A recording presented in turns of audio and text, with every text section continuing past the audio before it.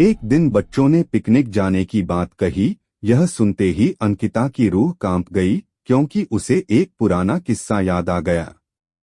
ये बात तब की है जब अंकिता 10वीं क्लास में पढ़ रही थी। एक दिन टीचर ने पिकनिक का प्लान बनाया था। अपने सभी दोस्तों के साथ अंकिता ने भी जाने के लिए हाँ कर दी। पिकनिक पर जाना था पावागढ़। पूरा स्कूल पिकनिक जा रहा था, इसलिए करीब 30 बस सभी बच्चों को ले जाने के लिए तैयार थी। अंकिता अपने दोस्तों के साथ सबसे पीछे वाली बस में बैठ गई। सभी हंसते मस्ती करते हुए बस से जा रहे थे। तभी कुछ दूर जंगल के पास पहुंचकर उसी बस से तेज आवाज आई। ये वक्त रात के करीब 1:30 बजे का था। ड्राइवर गाड़ी से बाहर निकला तो उसे पता चला कि टायर फट गया है। ड्राइवर ने सबसे कहा कि बस का टायर बदलने में करीब 2 घंटे लगेंगे, आप सब नीचे उतर जाइए, मैं इसे बदल देता हूँ। आप लोग पास के ढाबे में जा सकते हैं, वहाँ गर्म गर्म चाय पी लीजिए और मैं इस टायर को फटाफट बदलने की कोशिश करता हूँ। ड्राइवर की बात सुनकर सभी बस से उतर गए और पैदल चलते हुए पास के ढाबे में पहुँचे। वहाँ एक बूढ़ा व्यक्ति चाय बना रहा था। इतनी रात को ढाबा खुला हुआ और किसी इंसान को चाय बनाते देख सबको हैरानी हुई। उस बूढ़े इंसान ने कहा, आप सब चाय पी लीजिए, यहाँ अक्सर लोगों की गाड़ी खराब हो जाती है, इसलिए मैं भी अपना ढाबा हरदम खुला रखता हूँ। आप जैसे राहगीरों को कुछ मदद हो जाती है। उनकी बात सुनकर सबने चाय का ऑर्डर दे दिया। उन्होंने कुछ ही देर में सबके लिए चाय बनाकर मेज पर रख दी। चाय पीते हुए अंकिता की आंखें एकदम ढाबे की छत की तरफ गई। वहां अंकिता ने एक औरत को सफेद रंग की साड़ी में खुले बाल लहराते हुए देखा।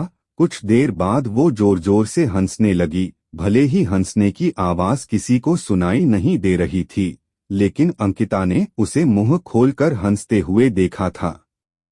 ये सब देखकर अंकिता ने डर के मारे आंखें नीचे झुका लीं।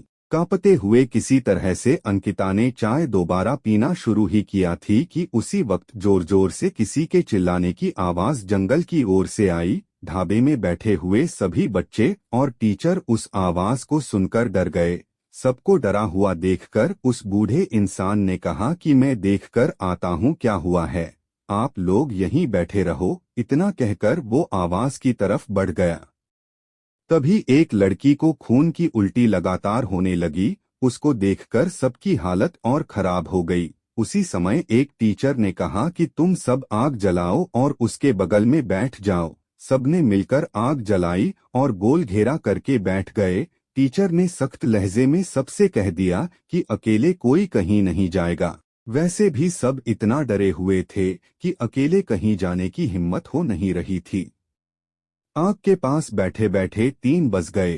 तब कहीं जाकर वो बूढ़ा इंसान जंगल से लौटकर आया। उसने सबकी तरफ देखा और कहा कि उस चीख को सब भूल जाना, नहीं तो जीना मुश्किल हो जाएगा। इतना कहकर वो ढाबे के अंदर चला गया। तभी ड्राइवर भी टायर बदलकर बस लेकर ढाबे के पास पहुंचा। सभी लोग भगवान का नाम लेते हुए उस बस में बैठ गए।